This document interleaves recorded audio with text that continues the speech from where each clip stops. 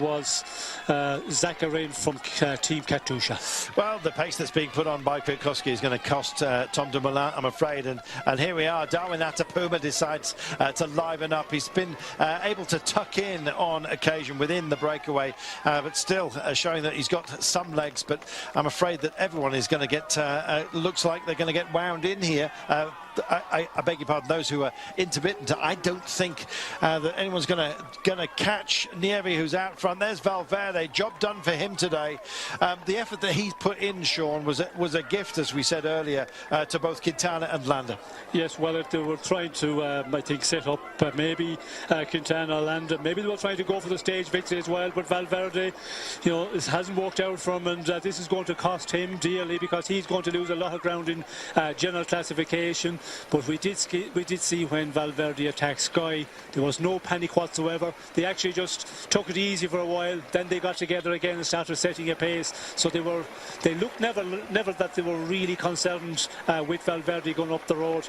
And now we can see Valverde is paying the price for that effort. Nieve looks so strong as this day has taken so many prisoners. He looks fresh as a daisy, and this man is anything but, Sean. His name means bird song, but well, he ain't singing right now, I'm afraid. Or if there's a tune in his head, I imagine it's a dark one on this bright and beautiful day. 7 kilometres then we are from home, and this is a tale of hurt for so many. Team Sky, I think Kwiatkowski is surely just towards the end of his resources here, and indeed everyone who wants to stick it to Team Sky are finding just how difficult that is today.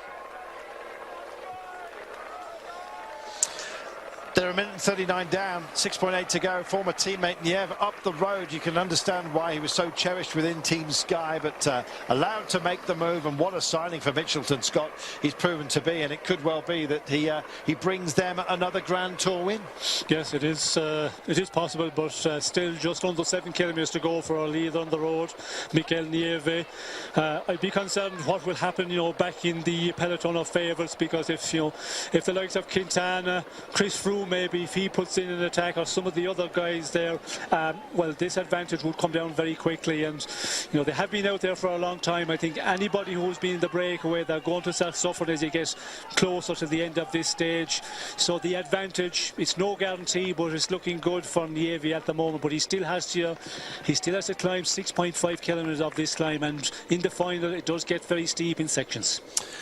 Finding strength when all around you are losing theirs. There's the polka dot church I was telling you about at Le Châtelet, as we come through to take on yet a little bit more pain.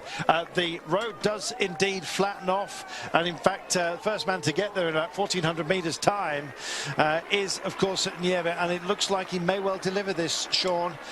He's got a margin. It's not a huge one, I might add. In fact, Caruso and Arada have pushed on according to our timings, and are now 24 seconds in arrears of the man out front, formerly of Team Sky. There, indeed, that spectacular chapel yet again, the L'Église Saint-Michel.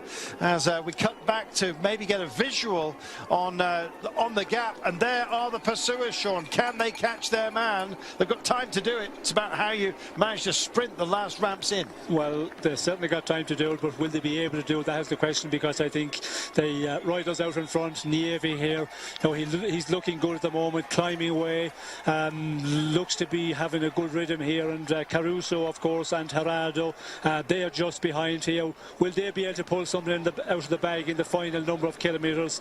It's all about, yes, now survival and how much you have left, how much energy you have left. And we can see Tom Dumoulin here, he's just time trialing away, and we can see here he is 34 seconds ahead of the peloton. So he's going to, you know, just try and keep this advantage and hopefully pull it out, but it's going to be also a difficult one for him to pull out anymore, because Sky, I think, yeah, they have a lot more manpower to use up here, and they will just up the pace from here on in. And I'm expecting an attack from some of the other favourites as well, but are they able to attack? Because this pace being set by Kwiatkowski, I think we've seen that riders going out the rear, that tells that everybody is pretty much on the limit. Just so very, very strong. It's remarkable. I thought he was just about to pull to the side of the road, but no, he keeps going. Darwin Atapuma now being dropped off this group as well.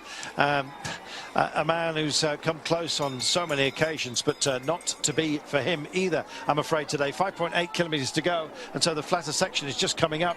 28 seconds, and so Nieve has found another 3 seconds advantage on the two pursuers that are just tucked in.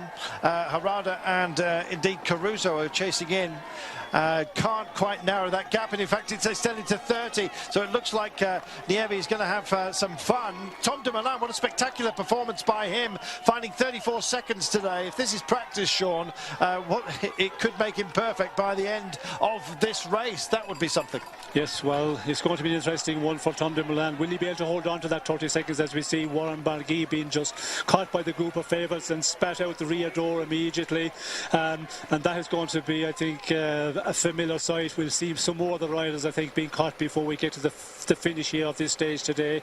But Tom Dumoulin is putting in a big effort. We can see Kwiatkowski is starting to suffer big time here, and it's going to be Bernal, the young Colombian rider, will take it up for Sky. And we know the way he can climb, his ability. He's just a super climber, and if he ups the pace a bit, well, then we'll see more problems. Will he be allowed to do that? Of course, you know, there will be guidance from the team director of Sky and telling them what to do, what the pace they have to set. Chris Froome just on the radio momentarily. You may have caught that. That usually is a battle plan that's just about to be engaged. Let's see what happens. Yes, indeed. This is not good news. One lost, so Kwiatkowski's having to continue his push, and he's throwing a whitey at the moment. Meanwhile, throwing the dice up the mountain. Nieve, well, he went for it. He's got 32 seconds. It's just a narrowed margin. It was bounced out to 34, and I wonder if he's beginning to tire, Sean. Everyone will be by the end of today, but it was a brave push, but the counter-attack is starting to pick up, and I think possibly with the possibly because they're just about to be joined by Tom Dumoulin, who's closing down that duo. Can Mikel Nieve make it? And here it is. Well, there you go. G decides to go for it. Chris Froome pulls over, doesn't want to guide Quintana. Quintana's going to be forced to work, but Geraint Thomas has now pushed on, and they're just drawing to a close. Mikel Kwiatkowski, fabulous effort by him, and now G stretches his legs, and Bardet takes after the chase. Chris Froome just getting onto the back wheel, and you can see that Dan Martin also tucked in there. Likewise, of course, Vincenzo Nibali, but this is a great chance for G to go into yellow. Many of you voted and said that would happen. There is the virtual classification as it stands. Tom Dumoulin at 58 seconds. If they were to finish like this, Chris Froome having a look and almost goading those around him. Go on, if you want to dig, then now's your chance, but it could be a hole that you fall into. Geraint Thomas is pushing on, Sean. Great moment. Yes, well, it's a big moment by Geraint Thomas, because he's the better in the general classification, because the yellow jersey is a long way back the road, of course, and we can see there, you know, everybody looking at each other here. Nobody wants Bardet, is putting in an attack here, being followed by Chris Froome immediately, and Quintana also getting into the frame here. Quintana, it's not Landa. In fact, he looks like he's backed out of this one, hasn't got anything to invest. Nibali just gets on the back of them as well. Bardet has been so well protected, Sean, by Pierre Latour, and Chris Froome goes on the counter as well, and he leaves everyone in his wake, does he? No, plumps back down into the saddle, which is where he gets the main drive from, and just look how badly scarred those elbows are as he holds them out almost as bait to these guys. And Quintana sits in, and Nibali able to follow, is he? Not quite sure. Bardet is, after being hidden and indeed worked for much of the day, and he goes for the shorter route through as Chris Froome just pulls over and says, go on then, I'm not going to start closing out Geraint Thomas, who's shot up the road. There's Tom Dumoulin, who's now with Caruso here, and indeed Harada, but at what gap? 38 seconds is the answer to Chris Froome's former teammate, and here just spearing through, there it is. Geraint Thomas is getting himself up and bridging over into position. Well, this is off the back of all that work that his team made as we come to the pink section of the road, which will announce us back home. And here comes Bardet as he steps out of the saddle. Chris Froome doesn't respond, not this time. Quintana has a look at him him and wonders whether to join Bardet in the chase up the mountain. Froome changes the pace again. Just gently to suit himself, you understand, and drifts to the side of the road. What spectacular racing we've got, Sean, and what a push by Geraint Thomas here as Bardet tries to light up, but it looks like he's going to be tagged by these guys. Yes, well, we can see here Chris Froome is just putting in that just unbelievable acceleration here. We can see Quintana has having to make the effort just to sprint to stay in the wheel, and we could see Warren Barguil there at the other side of the road. He was making a big effort, but Chris Froome just goes flying past him at the other side. We can see Dan Martin here in difficulty, Nibali in difficulty. So we have Froome here, Quintana of course, and the team NL Jumbo rider Primož Roglic, he's riding very well, and he's hanging in there with, of course, Warren Barguil from Bardet. I'm mixing the two Frenchmen all the time. Barguil. Indeed, Nieve though coming home 35 seconds of an advantage with 4 kilometres to go. This is far from over, and Tom Dumoulin's gone into uphill time trial mode here. There are the distances there, very, very narrow gaps. Froome is 511 metres down, but it's extending at the moment. Dan Martin picks up. Well, it looked like he was suffering, but right now it was for his craft, and away he goes. And Chris Froome believes that this is a good wheel to follow, and Quintana can't do it. Neither can Bardet, neither can Nibali, neither can Roglic. Amazing moment this, with 3.7 kilometres to go, and Dan Martin here is offering up an assist, it seems, to Chris Froome. It's not deliberately.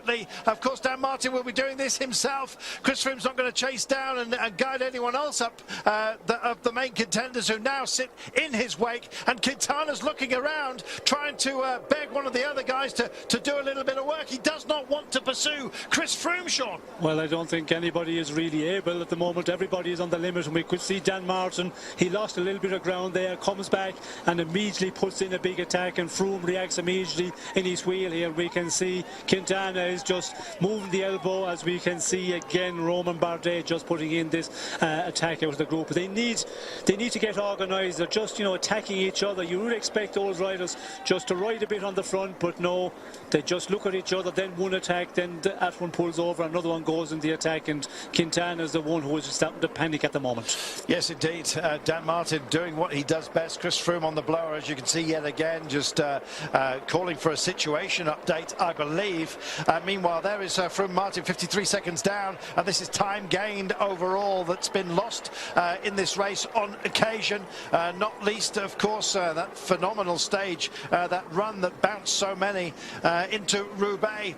Meanwhile, still bouncing up the mountain, but will he bomb? I'm not quite sure, because the pursuers that are only 29 seconds in arrears of Nieve at the moment. And who are their names? Geraint Thomas, Tom Dumoulin and Damiano Caruso.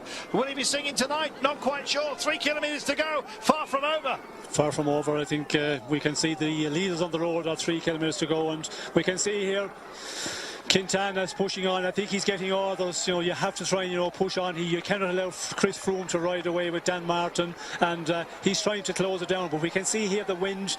You know, you turn, it's a headwind. This is making it really difficult. It's just a grind for some of the riders to get to the top of this climb. Out in the break for much of the day, Damiano Caruso, and there he is. He was on that mega break of 30 earlier on today for BMC. He sits in behind Geraint Thomas, and that gap's now closing down as Chris Froome starts to kick on. This is not attacking Thomas for Froome. It's about putting space between himself and indeed the pursuers, which include Bardet, includes Quintana, it includes Nibali, it includes Roglic, and this is a bid by Team Sky to put 2 men right back up there in the forefront of all the thoughts of their opponents, Sean, and they're doing a great job of it. Yes, well, we could see Dan Martin, he was really pushing on with Chris Froome in the wheel, but Chris Froome was radioing back to the Director Sportif. I reckon he was just asking, what do I do here? Do I ride with Dan Martin? I just sit on and wait. Looks like he's got the green light to go ahead and just ride with Dan Martin, and now we can see, you know, they're pulling away here, and the men who are panicking, we can see Nibali there. Those are the ones who are going to lose out, because when they get up to front, they have 2 riders in front of Team Sky, and they will definitely try and push on here. And Tom Dumoulin, we can see he also wants to push on, because he have interest to take time out of some of the men we have on the screen here at the moment further down the climb. Yes, indeed. Tom Dumoulin has a great interest in it, but it's 31 seconds, and Nieve has just pulled out a little bit more of a gap. I beg your pardon, it's bouncing around 26. It's live on your screen right now.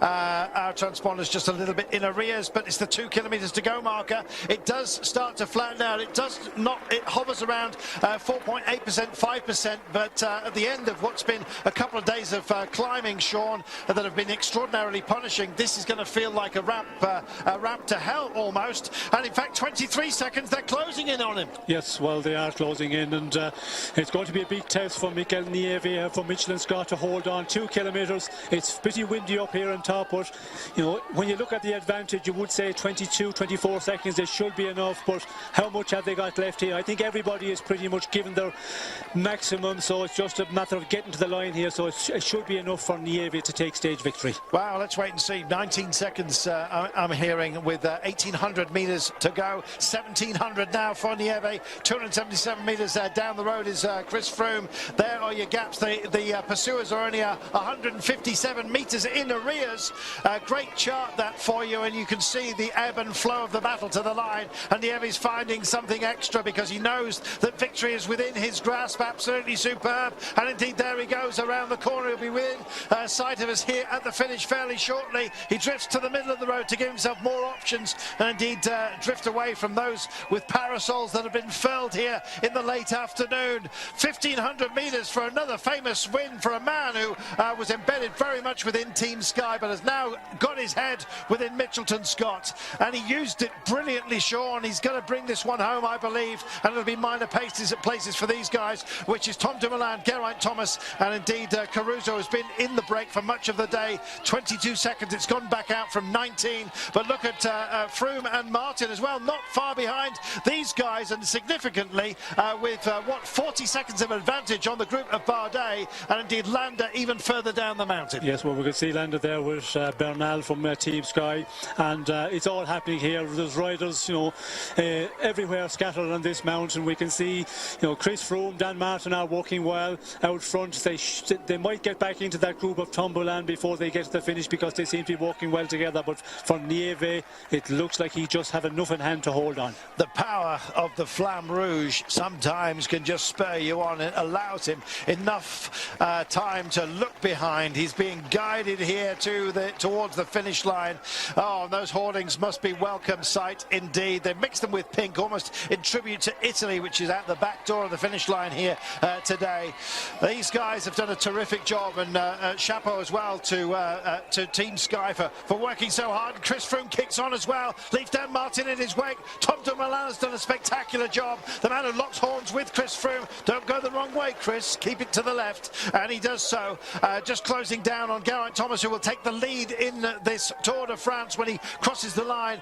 Nieve just about to finish. He's 700 metres or so down, and Chris Froome coming in, and I'm afraid the welcomes go a little bit hushed up here. The emotions swinging one way and then the next in regard to the appearance of Chris Froome, but Geraint Thomas kicks on here, absolutely superb. He goes for it as well. He wants as big a margin as he can push if he's got anything left. This is not him racing Chris Froome, this is him racing to make sure that he's put some time in the bank. It's about investing in the rest of the race, and he's doing a fantastic job of it. Well, what a ride by the riders from Team Sky. We have them just dominating here.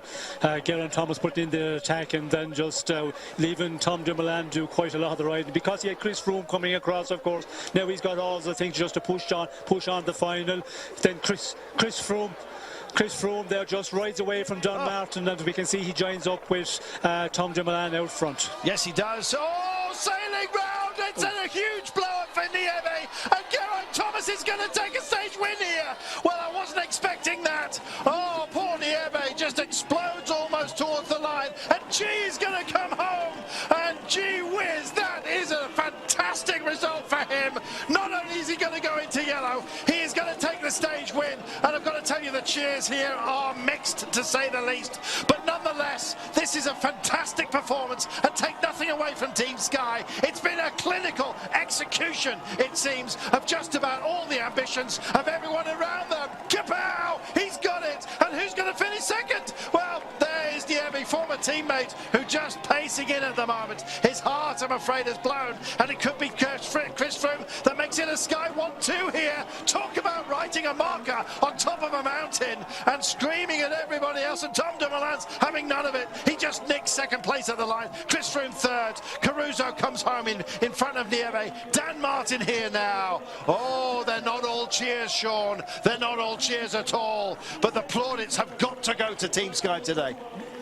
Yes, well, of course, we can see there what a ride by the Team Sky riders, and you can see Geraint Thomas looked like Nieve. We see, the shot out front. He had a very good advantage. You could see him; he was out of sight as we went through that roundabout section, looking like that he wasn't going to be caught at all. But what a performance by Geraint Thomas! He finished there at such a rate, and Chris Froome getting back up to Tom Domoulin, finishing at 19 seconds, and Dan Martin at 28, and the rest come in here. We can see 101 for Quintana and the rest. Yes, indeed. Nibali also locked within that group, as you saw.